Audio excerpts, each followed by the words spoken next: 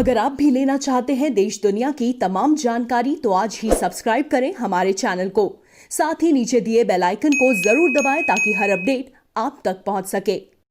नमस्कार, बहुत सक्ष news network और आप सभी का स्वागत है। वर्षों तक देश की अर्थव्यवस्था को पटरी पर नहीं आने देने के जिम्मेदार लोग मंगलवार को फिर पटरियों पर उतरकर देश की प्रगति में बाधा पैदा करते दिखाई दिए।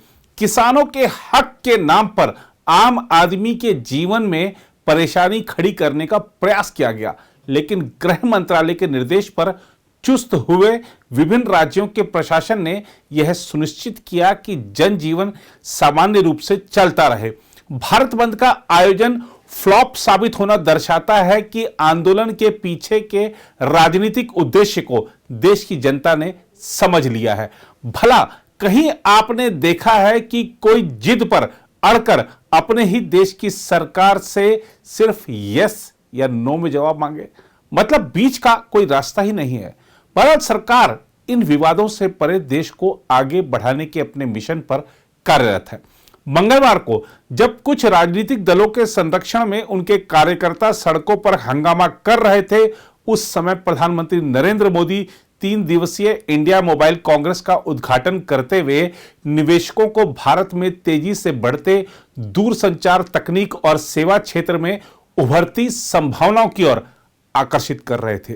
प्रधानमंत्री ने इस अवसर पर कहा कि मोबाइल तकनीक के इस्तेमाल से विभिन्न कार्यों में पारदर्शिता को बढ़ावा मिला है।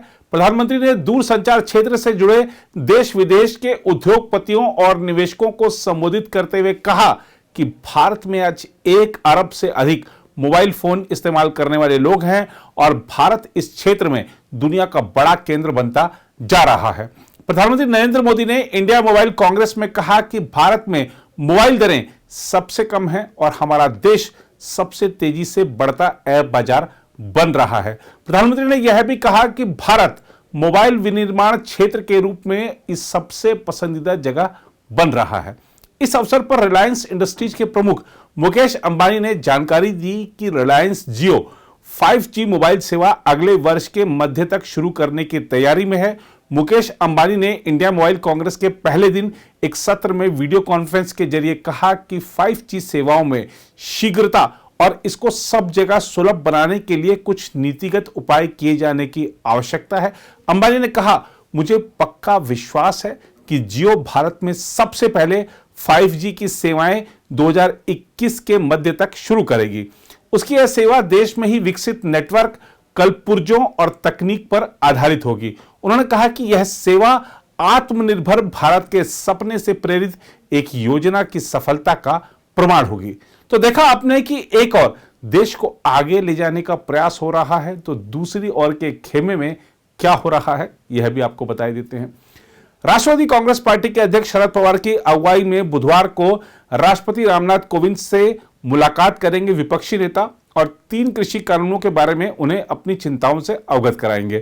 कोरोना गाइडलाइन के कारण सिर्फ 5 लोगों को एक साथ राष्ट्रपति से मिलने की अनुमति मिली है, जिनमें शरद पवार के अलावा राहुल गांधी और सीताराम येचुरी भी शामिल हैं।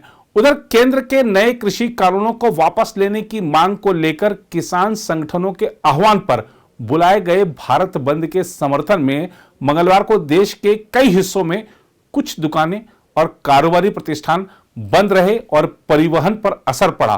प्रदर्शनकारी सड़कों पर उतरे और ट्रेन समेत यातायात को बाधित किया। हालांकि बंद से आपात सेवाओं और बैंकों को दूर रखा गया।